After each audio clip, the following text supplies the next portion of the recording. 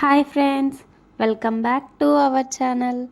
మీరు మా ఛానల్ని ఫస్ట్ టైం చేస్తున్నట్లయితే లైక్ చేయండి, షేర్ చేయండి, సబ్స్క్రైబ్ చేసుకోండి ఫ్రెండ్స్.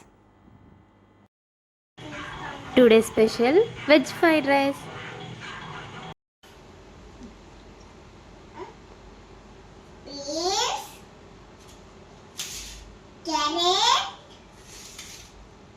పచ్చిమిర్చి, క్యాబేజీ, కరివేపాకు, ఓట్స్.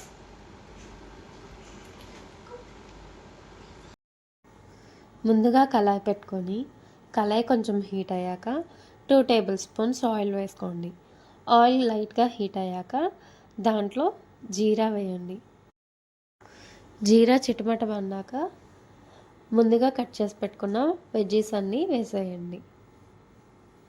వెజ్జీస్ వేసిన తర్వాత ఒక 5 మినిట్స్ అలాగే వదిలేసి దాని తర్వాత కలపండి. అవి లైట్గా ఆయిల్లో ఫ్రై అవ్వాలి. ఇది చేసే ప్రాసెస్ మొత్తం హై ఫ్లేమ్లోనే చేసుకోండి, అప్పుడు టేస్ట్ బాగుంటుంది. ఇవి లైట్గా ఫ్రై అయ్యాక కొంచెం అల్లం పేస్ట్ వేయండి.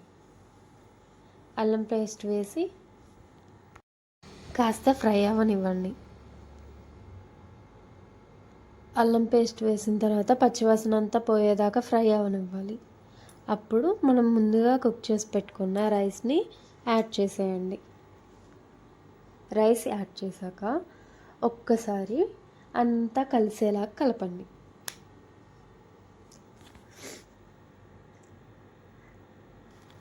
కొంచెం మిరియాల పొడి, కొంచెం ధనియాల పొడి, కొంచెం సాల్ట్ మీ టేస్ట్కి తగినట్టుగా అడ్జస్ట్ చేసుకోండి.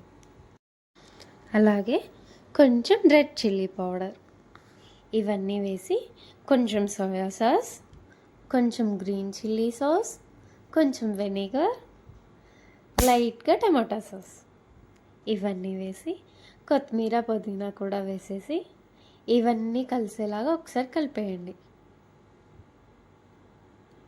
నేను చూపిస్తున్న విధంగా మొత్తం కలిసేలాగా కలపండి. లేదంటే ఇవన్నీ ఎక్కడికక్కడే ఉండిపోయి మనం తినేటప్పుడు ఒకే చోట ముద్దగా తగులుతుంది. అందుకని బాగా కలపండి. మీరు ఇలా కలిపే ప్రాసెస్ అంతా హై ఫ్లేమ్లో పెట్టుకొనే చేయండి. అప్పుడు ప్రతి ఒక్క ఫ్లేవర్ రైస్కి పట్టి టేస్టీగా ఉంటుంది. మసాలాలన్నీ వేసి కలిపేశాక ఒక 10 మినిట్స్ అలాగే హీట్ చేయండి. అంతే, ఎంత టేస్టీ అయినా మన వెజ్ ఫ్రైడ్ రైస్ రెడీ.